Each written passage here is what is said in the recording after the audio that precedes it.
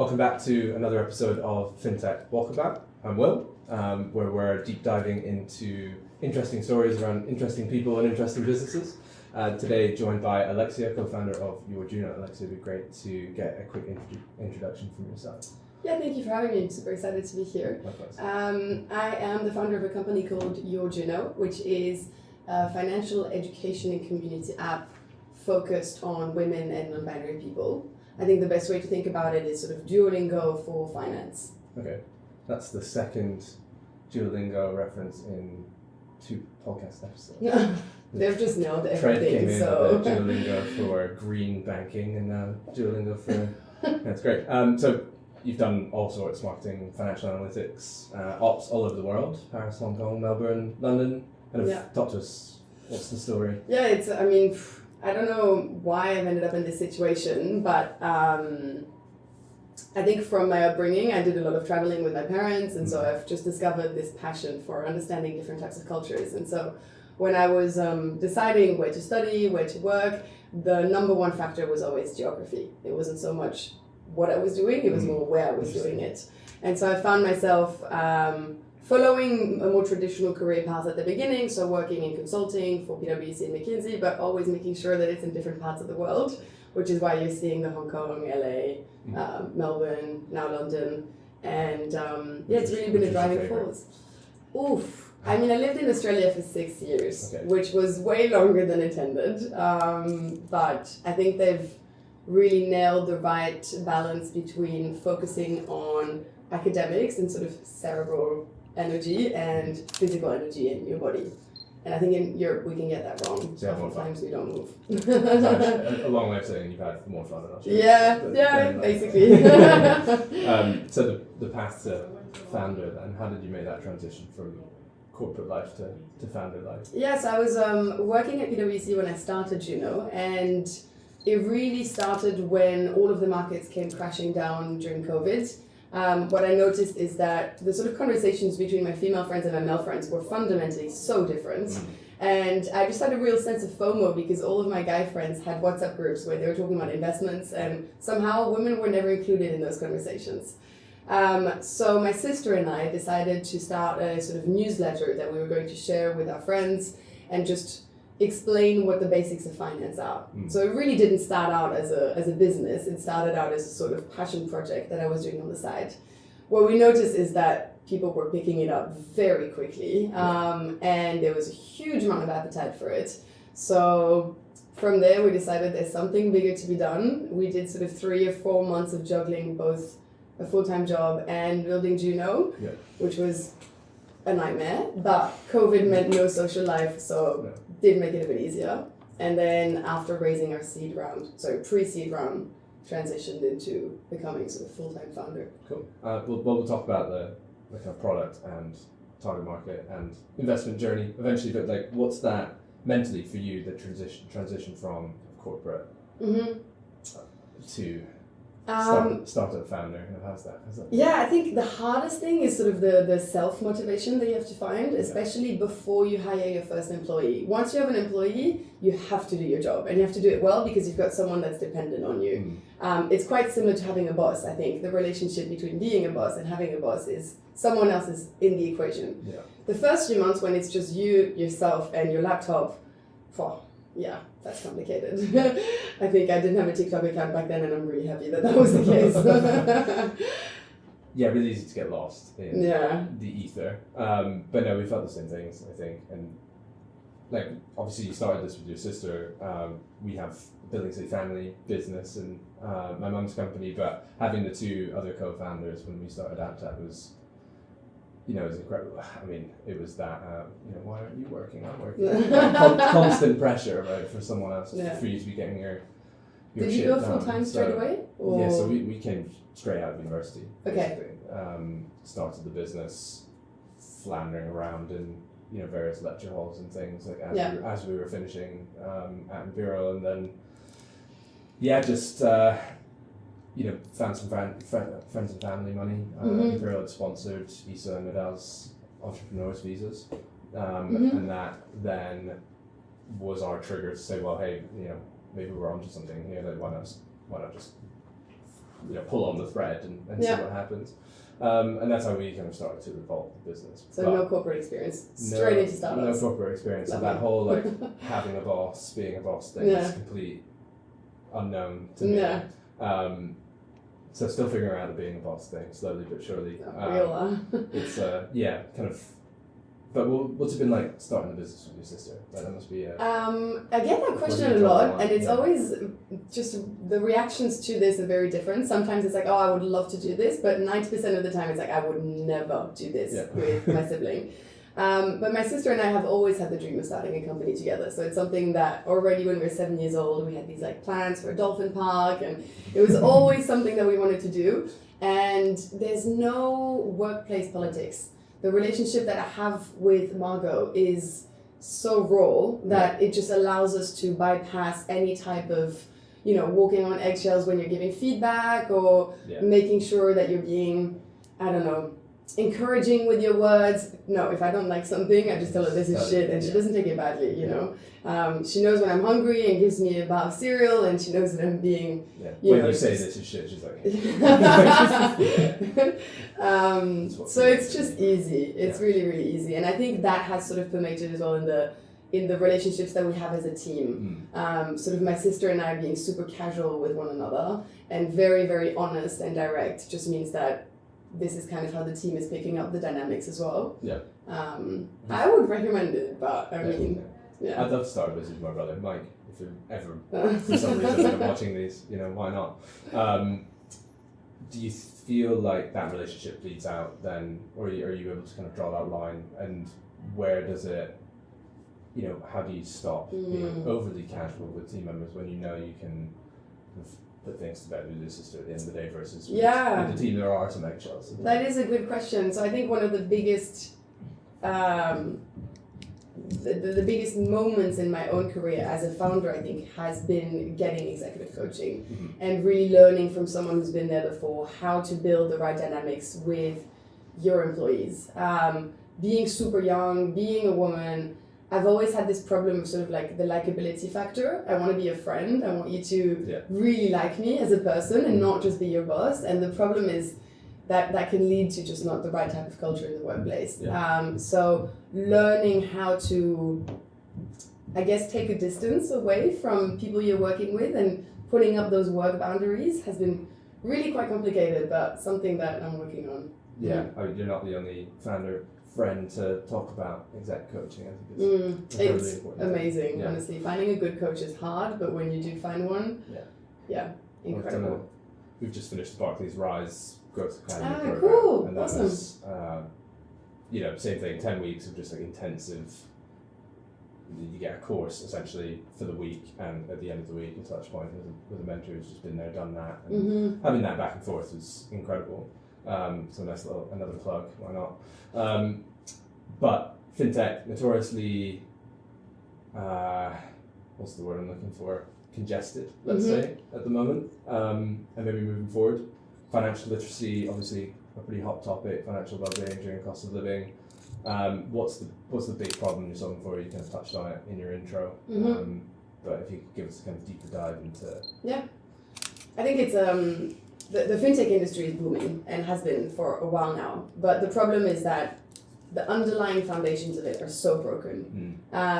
People that work in finance are building all of these fancy products for the couple of people that they know that might be able to use them. The reality is, the average UK, and this is a problem worldwide person, has no idea what investing is, has no idea how interest works on their debt, and they cannot make informed decisions. And so we have all these fancy tools, and we have all of these beautiful wealth building opportunities that are being completely democratized, which would be a great thing if people knew how to use them. So this is, I suppose, where Juno kind of slots in with just getting the average individual in a place where they can make the right decisions for themselves. And the biggest problem as well when it comes to financial education is the industry is completely broken. You have the rise of FinTech, which is great. It shows that there's a lot of demand for financial education, but a lot of the people that share advice on there, we all know, are completely unreliable. And then I would say 90% of what you find online when you type in anything finance related is an SEO tool from an existing financial institution Yeah. that is just trying to acquire you as a customer. So super biased. But you also have to get there as a customer. Exactly, first, right? exactly. And so one of the big problems that we found with Juno is that even just getting to the stage where you're Googling something like, how do I make my first investment, is 10 steps ahead of most people. So the process that you go through when you join the Juno app is we try to understand where you're at with your current finances. And then from there, we basically hold your hand throughout the entire learning process so that you're exposed to things that you might not have thought about. I think a lot of women wouldn't necessarily think of negotiating a salary. Yeah. But if we take them there and we show them the stats, men are all doing it. Yeah, it can be done, and this is how you do it. Then suddenly it kind of opens the horizon to this possibility. So in doing that, we sat on a panel recently with, I won't name the bank because I don't want to put them on blast, but their approach was to say, well, if we put the content out, it's there, and we kind of check the box, right? And there's obviously a regulatory piece in that for them. But where do you sit in that? Because content is one thing, and you're obviously kind of more tailored lesson plans. So what's the kind of, where do you lie in that approach? Yeah. So I think putting the content out there is what everyone does, as you said, as a sort of tick-boxing exercise. No one consumes that content. It's useless. It's just sitting there. And I think one is a waste of resources from the banks to do this. They'd be way better off partnering with Juno.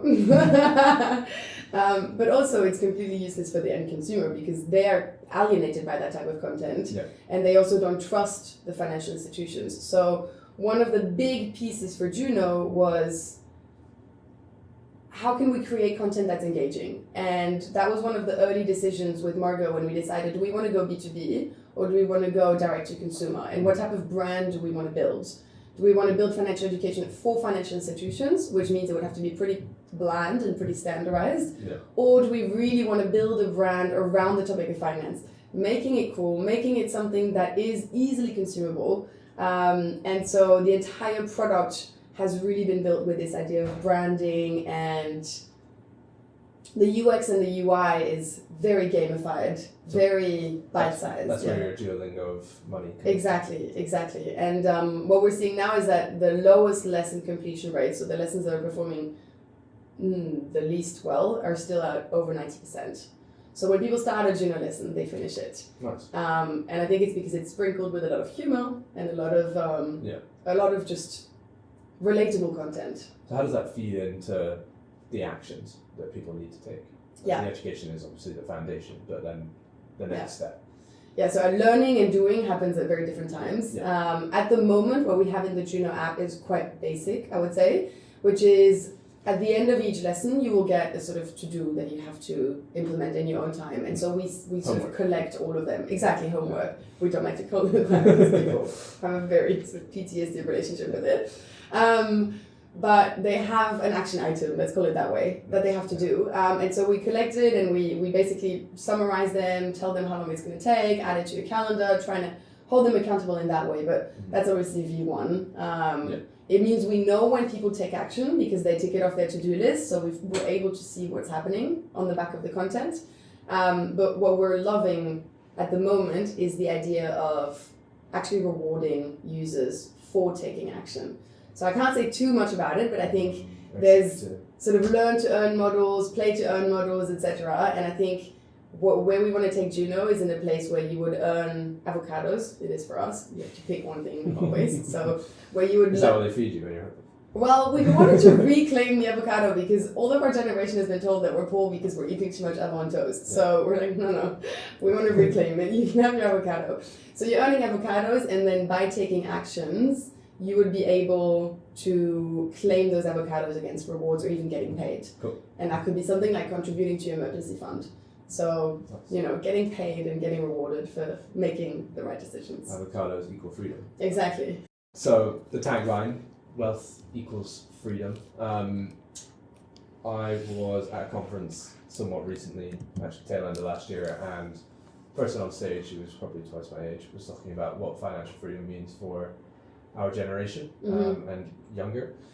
So when you and your team, and then also your customers, what does financial freedom mean? That's a big question. We can spend 2 hours on that. I think it looks different to everyone. And what it means for me and what I would hope our customers get out of using Juno is the freedom of putting yourself first and making the decisions that you want to pursue. And so I think when people think of financial freedom, they might think of like the FIRE movement, they might think of, saving lots and then living off your retirement and sipping on coconuts by the beach or something like this. And for me, it's very different. Like even just having an emergency fund that would be able to cover 3 months of living expenses means that if your parent gets sick in another city, you have the choice of being able to fly there, and you know that you can do that. It can be as simple as this, just having a sort of safety net and knowing that you are safe. You and your loved ones are safe. It's going to be okay. And you can essentially get out of a situation that doesn't use or serve you anymore. I think just for everyone to have that foundation would be... Are you getting the same kind of feedback from customers as well? Especially now during the cost of living crisis, we're seeing that financial stress and anxiety is through the roof. The type of content that is being consumed on Juno has completely changed. It used to be investing, number one topic, always. And now we're looking at debt, the cost of living crisis, the cost of living module that we have. Things like, budgeting and how to make sure that you're just covering your essentials. No great app for that. Sorry? So we know a great app for that. So shameless plug, why not? Go for it. No, it's a little bit worrying to see what it's shifting towards. And I think we obviously look a lot at what Martin Lewis does. And I think one moment where the entire team was a little bit trembling was, I think it was about 2 or 3 months ago. He said in one of his shows, "I don't have any tips to give you anymore. At this stage, it's out of your hands." And I was just like, have we gotten to that stage? And I think just removing the shame and the guilt that people have around this financial anxiety is a place where something like Juno can be very helpful. So do you see quite a broad range then in terms of demographic? Yeah, it's interesting. So we had to make the decision when we started Juno on what type of demographic we want to focus on. And so there's obviously the higher earners, potentially in their 30s, looking at investing, buying a property. Probably more interesting from a business perspective, but we decided let's focus on impact and let's try and get in as early as possible. So I would say our customer base is sort of 20 to 30. And they're really focusing on basic subjects first before they kind of graduate into those more complicated ones. It's a really fine dance when it comes to financial education between trying to give it to someone when they're super young, but also making it relevant so that they can apply it as soon as they learn about something. The FCA is really strong on this as well, as financial education needs to be timely. If you learn about investing but you don't have the funds to invest, you're going to forget about it by the time you have the money to invest. So it's sort of like finding that sweet spot between starting early, but also making sure that whatever content they're going through, they can apply in that moment. Okay. And is that, so obviously you've got to focus on women, non-binaries. Why is it that you've chosen financial freedom as a place to start for that in that quest for equality, as it were? Yeah, I think feminism has come a long way, but I really feel as though financial feminism is something that is still very much overlooked. Women are in a position today where they are richer than they have ever been, which is great, but there's also still such a lag in terms of behavior that we're seeing. So if you think of financial habits, there's a study that was done by Brown University which looks at what age have you started to assimilate what money means and how to behave with it, and they found that as young as 7 years old is basically the time where you already have the differences. And so if you think about the fact that women were only able to open a bank account 70 years ago in the UK, there's such a lag in education in terms of where we are at today and how women sort of perceive themselves with finances, because you copy the behaviors from your mother who copied the behavior from her mother, and suddenly you're in that era where... Exactly. You're way back, basically. So there's a lot to be done. So can you talk to us a little bit about the gender wealth gap? Yeah. Is there an age disparity in that? And you kind of alluded to it a little bit there. What other kind of gender-based traits are at play in personal finance? So I think there's sort of the systemic issues, which is things like the pay gap, the fact that when you have a child, you have a 14% motherhood penalty for each child, so women get paid 14% less. There's so many problems that feed into this, but then there's also the ones that are more behavioral, I suppose. It's still systemic because that's where it stems from, but I would say it has to do with the decisions that are made within a couple.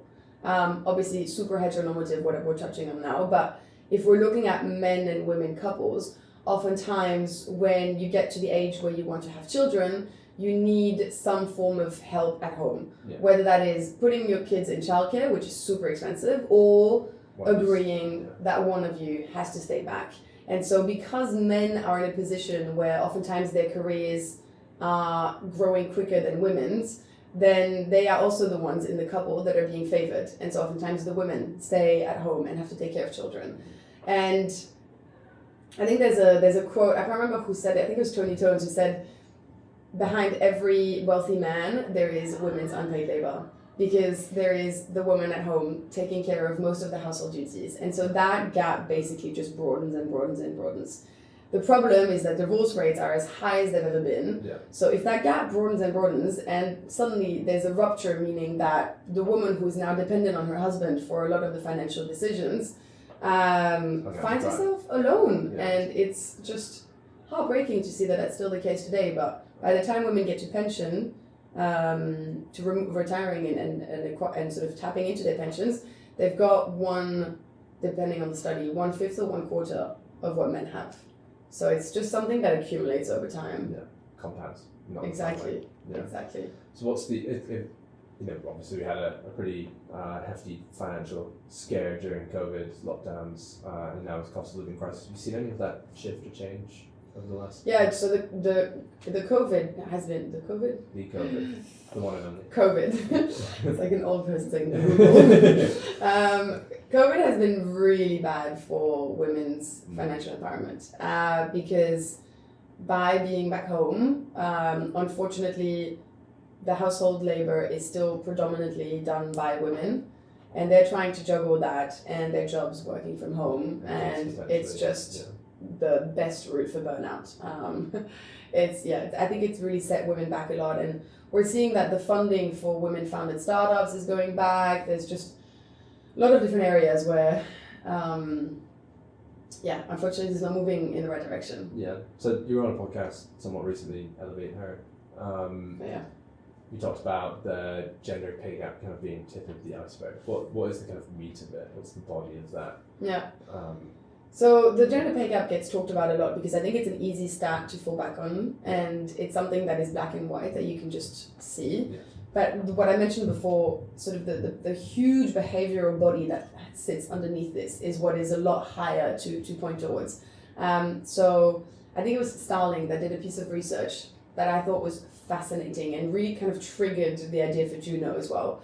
They analyzed the language that was used in financial articles that were targeting men or women. What they found is that financial articles that target men, it was 73% of them had the topics of investing, crypto, building wealth, this idea that you have money and you grow it. Yeah. And then over 90% of those that are targeted women talked about things like saving, budgeting, getting that dress for less, this idea that money is scarce and you need to just rein in your expenses. Yeah. And I think that's the biggest problem that we have in today's society, is the fact that the man is still the breadwinner and the woman is still the excessive spender. And it's kind of coming from this legacy of outdated gender norms. Yeah. So that's the biggest issue. It is. From my personal experiences, it does at least seem like there's some shift happening. Yeah, completely. But it's just not quick enough. So yeah.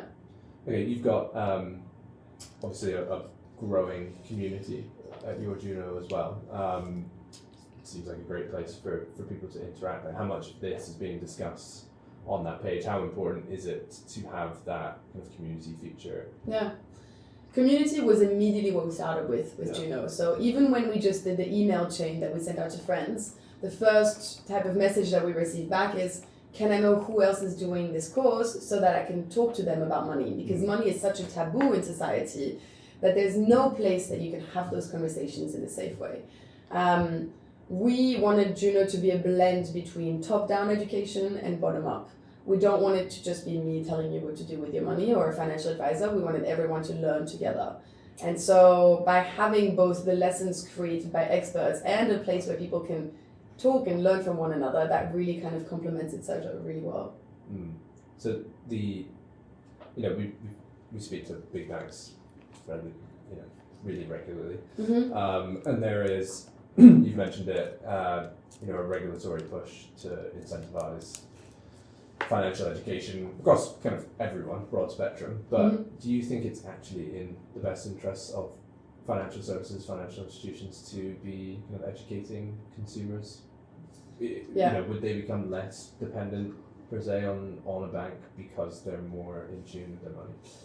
I don't actually think that that's the case, no. I don't think that they would become less dependent and therefore they would transact less. I actually think the exact opposite is true.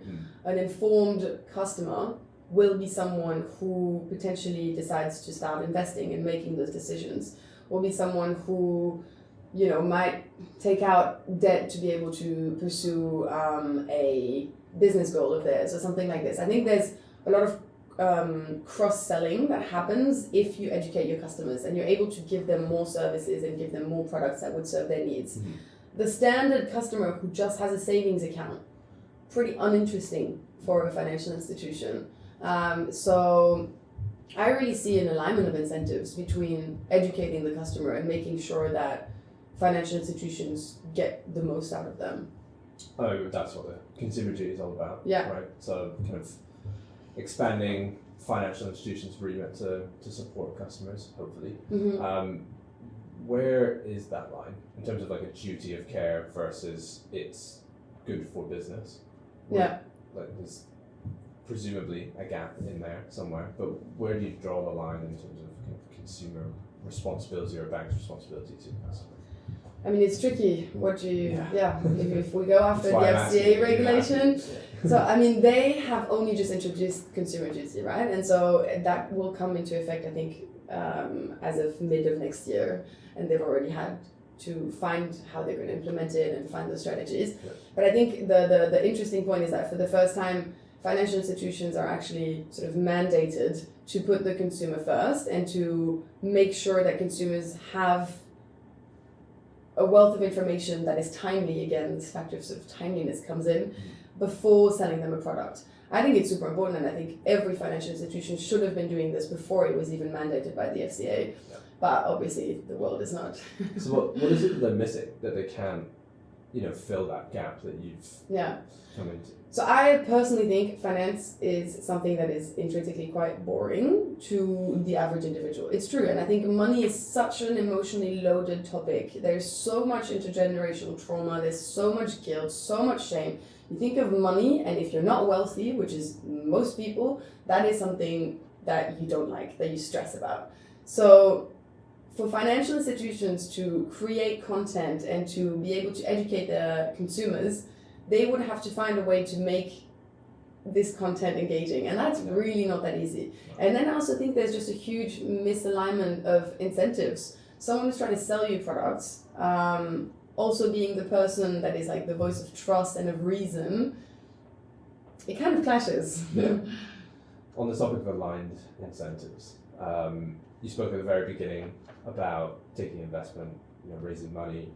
It's obviously a challenge regardless, and with the FinTech industry so congested and the market where it is becoming increasingly, it's fluctuating, let's put it that way. And you've spoken on other podcasts about challenges getting investment even from other women, and of how have you had to position the business, have you and your sister had to position the business to achieve your investment goals? That's a good question. What moved the needle? We were driven by traction, I think. We raised our seed round, so our main round, which was just over 2 million, right after launching the app.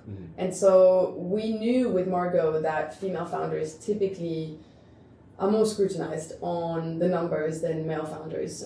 There's a lot of studies that show that the types of questions that investors ask female founders are the ones that are risk-based, whereas the ones that are asked to male founders are opportunity-based. So we kind of aligned everything to have a very powerful launch and as many downloads as possible, and then straight off the back of this, basically trying to raise our next round. So I think it was driven by the early traction that we had, and then just putting yourself in the right rooms. There is unfortunately very little funding that goes to female founders. I think it's under 2%. It just got worse. It just got worse, exactly. It's just, there's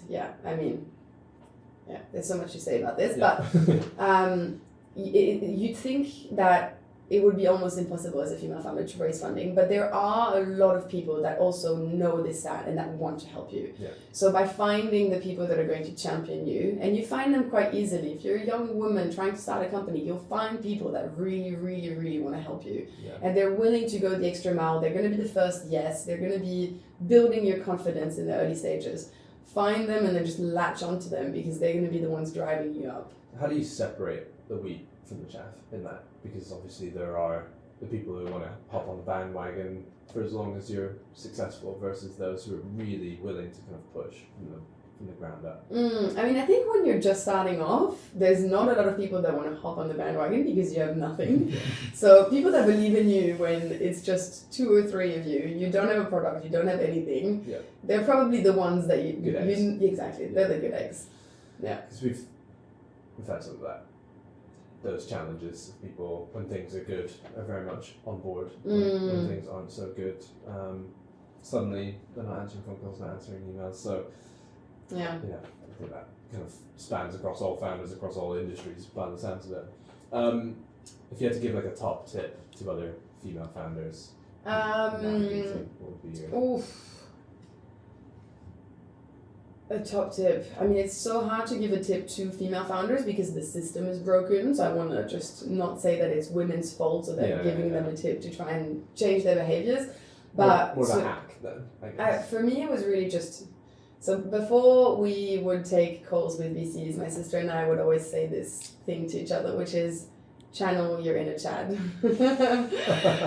So how can you be the most arrogant, cocky person, because that's the male behavior in investment calls. Just put the mirror up. And it's the system is broken. I don't want to say this, but like acting as though you are going to take over the world with your business, and it's either you're in or you're out. If you don't give me your money, I'm going to find someone else to give me your money, and that is what drives a lot of investors, I find, in the early stages.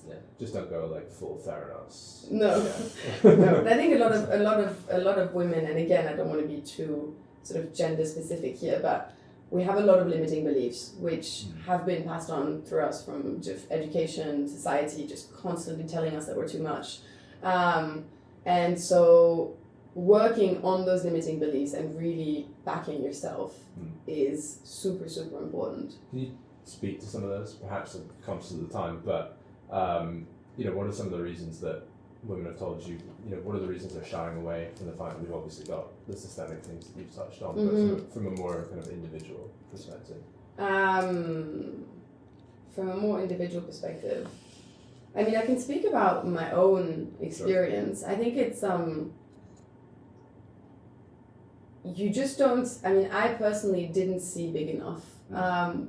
Juno was driven more by the exterior success of it, I suppose, than by my own ambition to take it super far. Now that has changed, and I'm working on trying to see bigger than it is. But it was really kind of like stumbling into it and everything going so well, and people seemed interested. So I was like, oh, well, I guess I'm doing this, and this is potentially a business. And I'm seeing a lot of male founders and friends of mine, they don't have anything, and they're just like, this is going to become the next big thing. And I'm like, you have nothing. How do you have this confidence? So yeah, I think just seeing bigger than what you're told you can, I suppose. Nice. Cool. So wrapping up, is there anything, what's coming next for you, your Juno? And is there anything you want to plug while we're at it? I mean, obviously download the app. That is what I want to plug. Yeah. Nothing else. What is coming next is the reward incentive. I think that would be huge. So credit cards have a reward system in place. The more you spend, the more points you get. We want to kind of completely switch that on its head and say the healthier you spend and the better you are with your money, the more rewards you'll get. And so that's a very exciting space. It's like Vitality meets Duolingo. I love it. Kind of, yeah, perfect. Cool. Well, Alexia, thank you so much for joining us on FinTech Walkabout, and hopefully everyone else join us next time as well. Thank you so much. Thank you for having me. It was great. Cheers.